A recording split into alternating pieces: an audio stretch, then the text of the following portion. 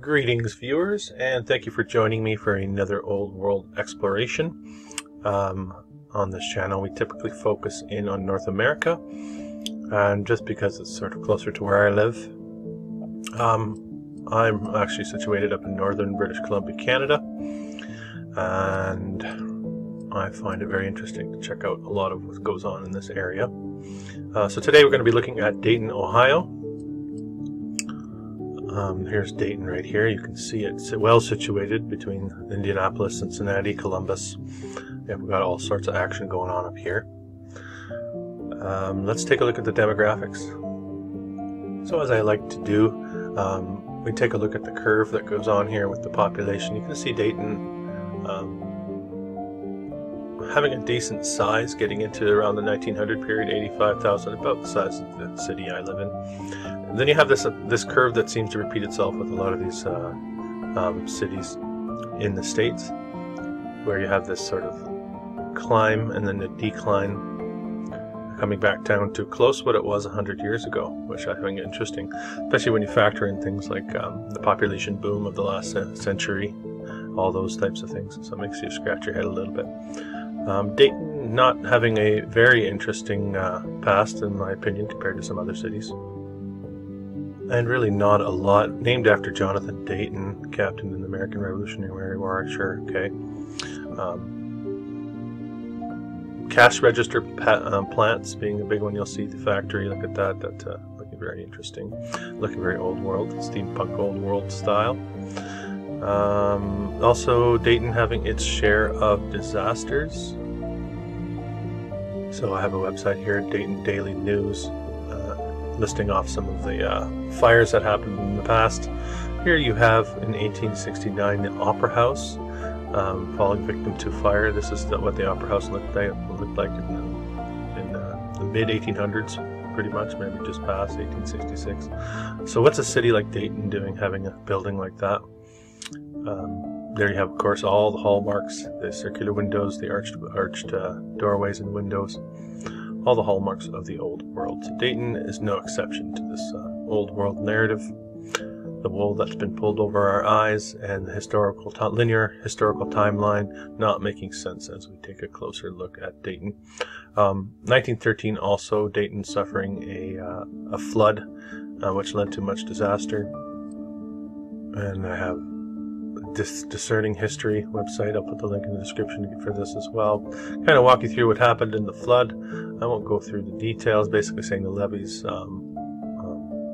burst and flooded the city.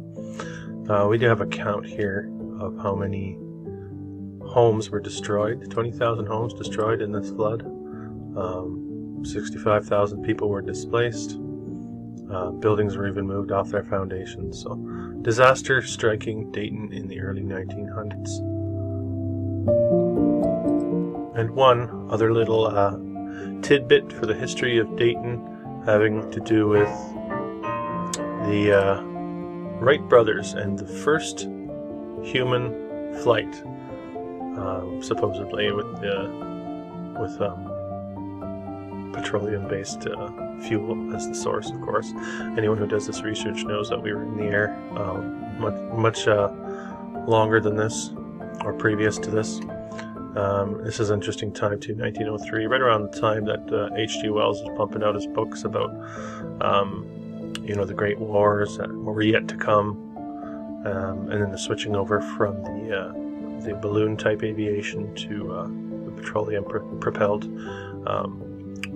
vehicles that we know today, airplanes and such. So I think it's interesting that this is a part of the narrative in the region. But let's get to the buildings and take a look at what Dayton has to offer. Alright. So we have the Masonic Temple to start. And this is the only one I could find of this. And now we look at the streets of Dayton, Ohio. And right away, it's screaming old world at us with the elaborate detail, the streetcars and the brick-style cobble roads, and the Ticoteca in the backgrounds.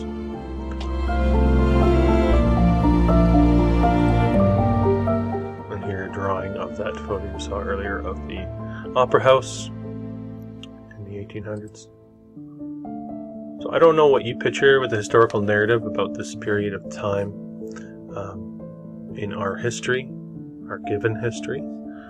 I certainly don't envision the splendor of the buildings and actually the architecture the way, or the infrastructure the way it is. It just doesn't ring in my mind as what we are to expect for this period of time. So what I propose in a lot of my videos is that we have been deceived into accepting a linear timeline of history with all the inventions and all these things just springing into existence at a certain period of time. And then when we look at some of the visual evidence like we're doing right now, that seems to contradict those timelines we've been given. It should give you pause for thought, for sure, and make you wonder. There's something wrong with our perception of time, really. And I think that's what's been used to control our direction in life, is the way we perceive time down through the past, and we project it into the future. So we're basing what we know on a deception. Where we're headed is being directed. It can easily be directed, I would suggest, based on that deception.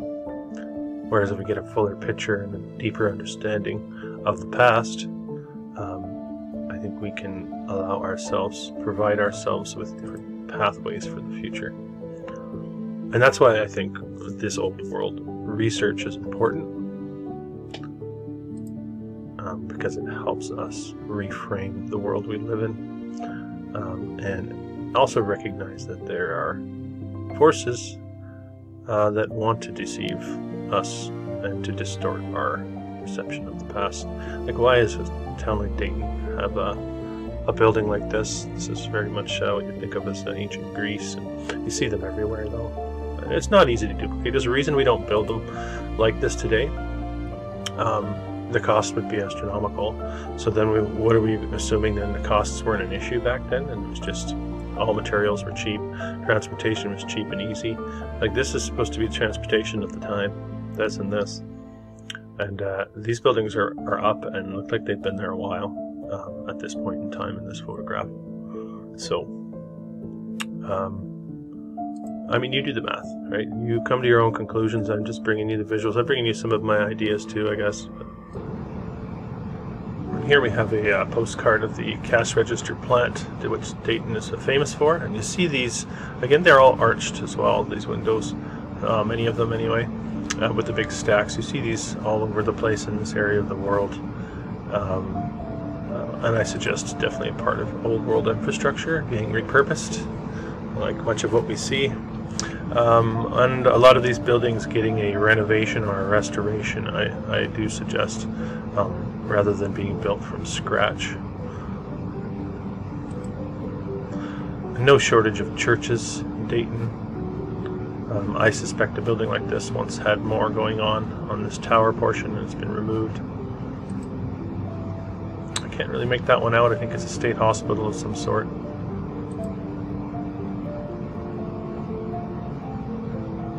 And again, you have that the Romanesque, the column situation going on here. Part of the energy infrastructure of the old world, just like all the rest of the architecture.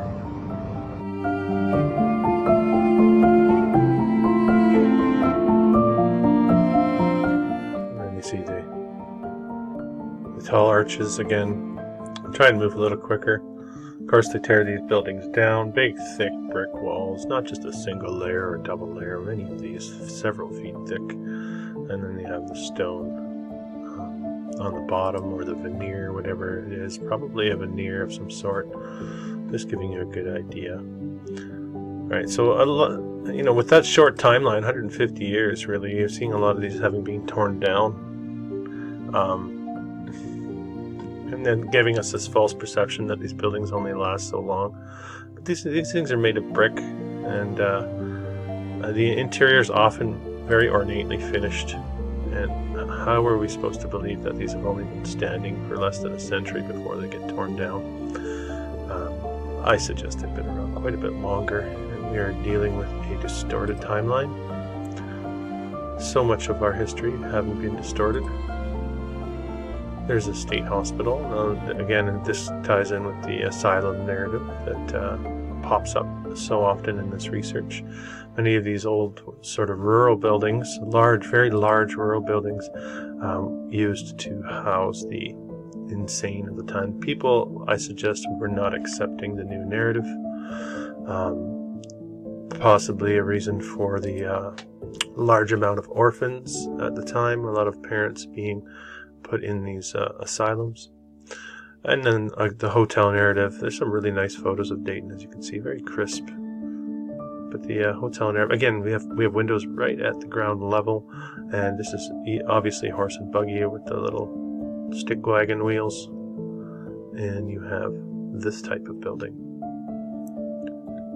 So, and we don't get much in the way of construction photos for these. Every once in a while, you get a couple weak attempts to explain everything away, as if the construction of one building in a region will explain everything else away.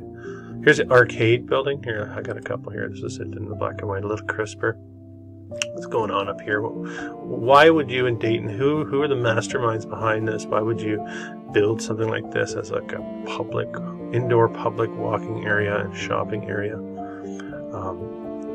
I mean, I love it. Don't get me wrong. I would love to see something like this everywhere. You know, to the level of artistry that goes into all these buildings, we don't have today, and to me, that's obvious. This is the atrium area of the arcade. This is from the early 1900s. This photo, you can see what looks like maybe vines or dirt. I don't know what that is, but this is again old. So many of these we are not given clear picture on build dates and things like that too. So much just slips through the cracks. So if you were one of the people that look into this stuff, you'll find that dead ends. You'll find dead ends all over the place, or you'll find a very, very flimsy explanation for many of these. Here we have the Steel High School. You'll see more of that coming up. Biltmore Hotel. Again, this is the hotel narrative popping up. No doubt ornately finished, but difficult to find photos. I threw this one in there. This is in a hangar for the old the blimps. And this is in Akron, Ohio, not far from Dayton. Right around the same time, you're having what you saw, that Wright brothers flight. They had these massive hangars. So something not right with that narrative at all. I thought this interesting as well. Funeral tunnel and the hospital up top. Wow, this looks. If this isn't a Halloween special, I don't know what is this guy just having a lean for the picture. Come on, creepy. Here's a bank building, as you do, of course, with the lower levels. I found this as well, a bridge no longer in existence, built in 1856, torn down in the 1870s, I believe. 1856. Have a look at that. Yeah. This part of the canal looking like digging out, like it's been filled and it's being dug out. This all having been intact for some time. The Miami-Erie Canal, I believe it is, running through Dayton. And we're looking at some of the aqueduct work, the stonework, the massive stonework.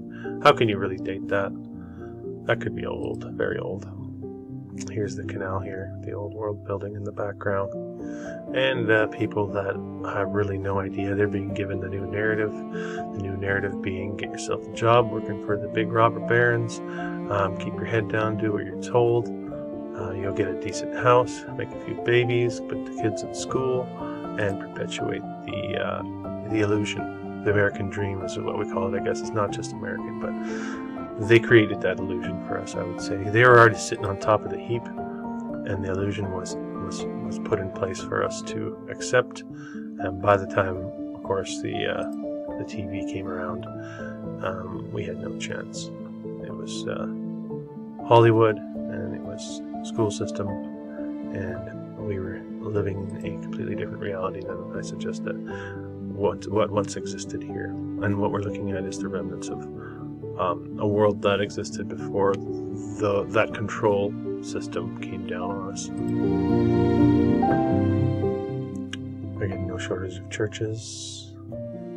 Again, we have the basement windows and the cymatic window columns. You can always watch for the columns.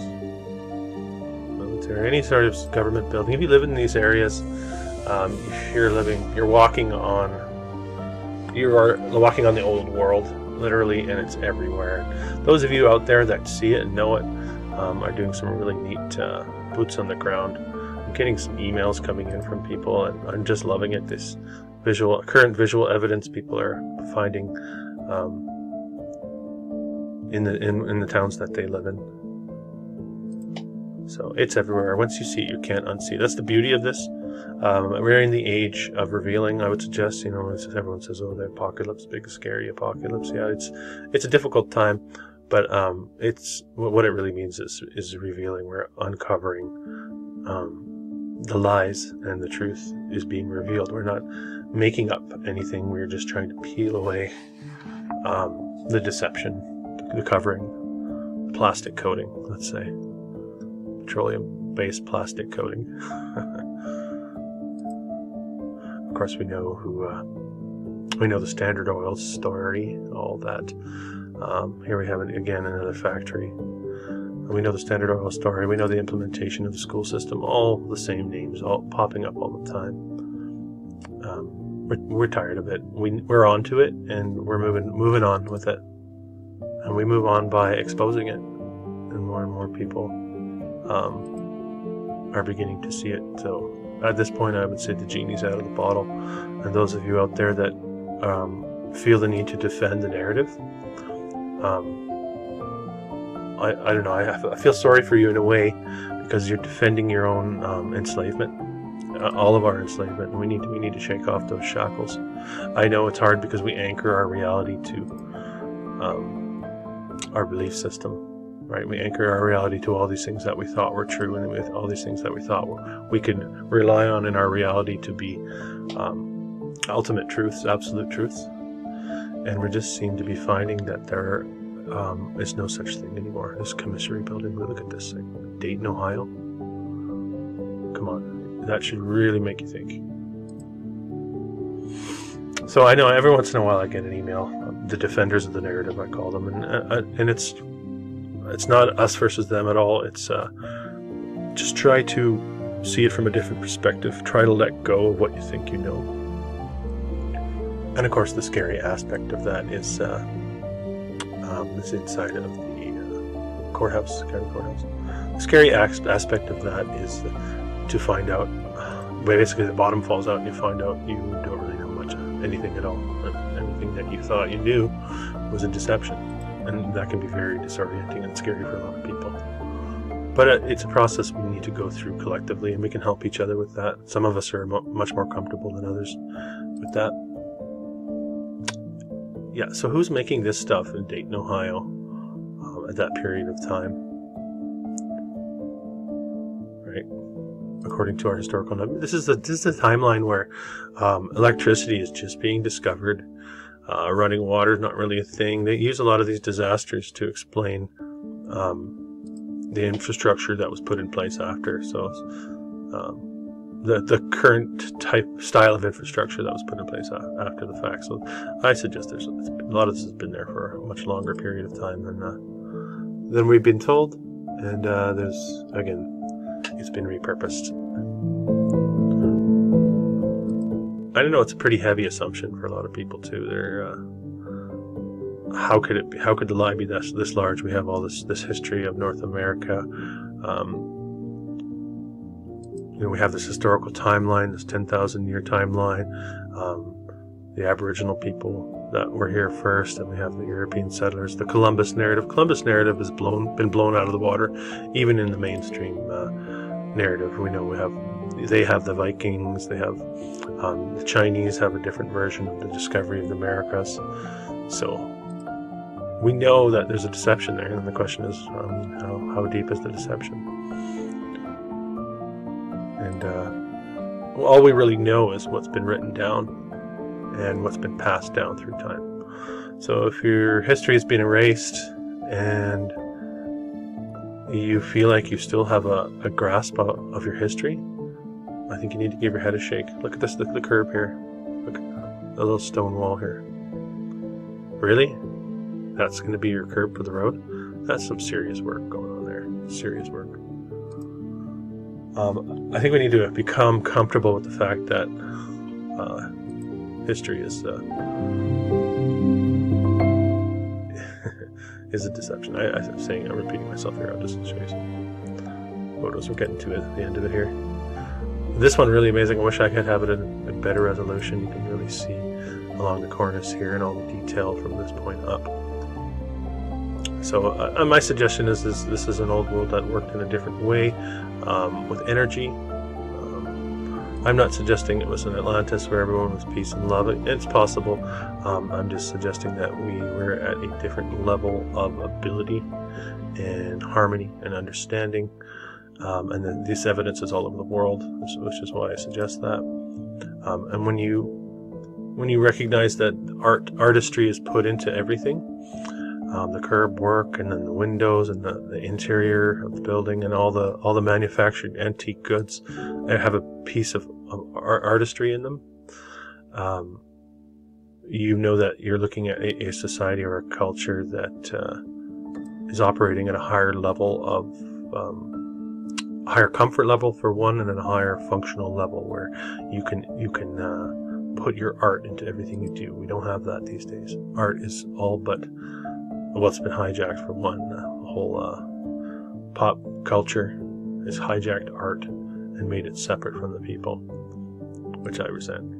I absolutely resent that. Here's the courthouse again, looking up into the dome. Everyone's an artist. We all have it in us.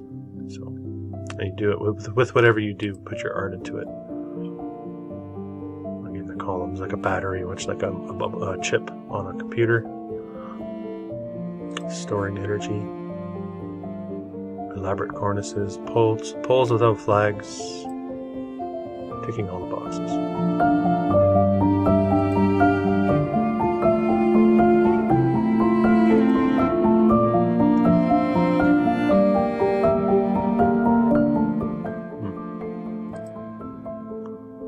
This one pretty grainy. The Grand Hotel. You see the awnings, and that's a very common feature of these old world buildings as well. Awnings over the windows.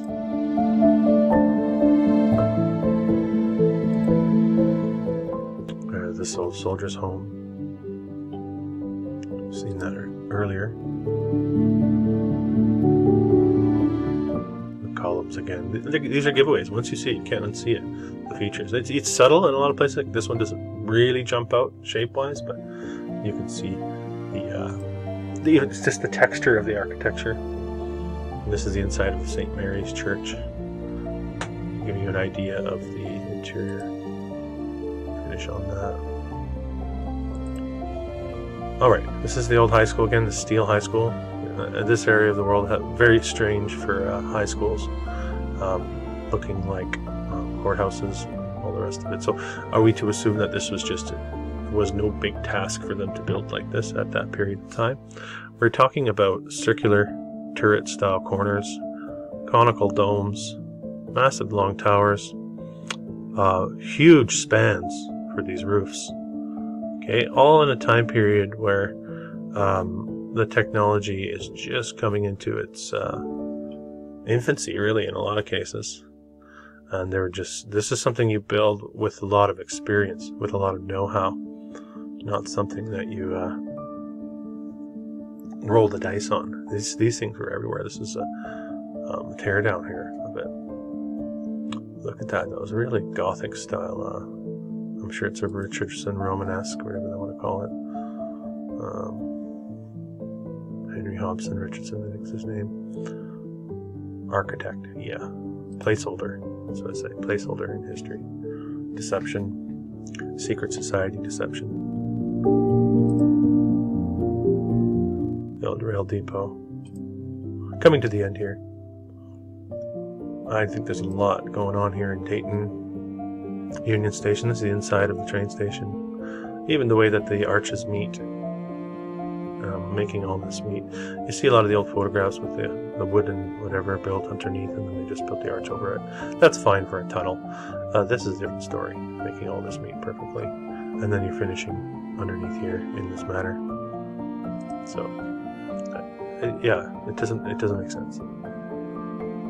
Not according to what we've been told. So, there's more to the story. Let's find out more. I want to know more. Let's get into where. Oh, so I had a commenter that mentioned the Vatican. Let's get into the Vatican. Sure. How about the Smithsonian? Right. How about some of these libraries, secret libraries? What's hidden? Come on, let's have a bit of a revealing here. We can take it. All right. Now we get into a whole slew of YMCA's. We got one. We got two. Looking again, Castle YMCA. We've got three. Also a YMCA. Maybe the labeling on the photos is wrong, but yeah, I don't know. And then we have a YWCA. I think we'll finish on this photo. So I'll hopefully get the picture. Dayton, Ohio. You don't really think much of these types of smaller towns. I'm focusing more on the mid-sized towns a lot these days, and still finding the same signs of the old world. So not just in the big metropolitan centers where we can easily explain away based on population size, which I also think is unfair. These are everywhere. Anyway, I hope you enjoyed this video. If so, please give me a like and sub. Thanks for watching.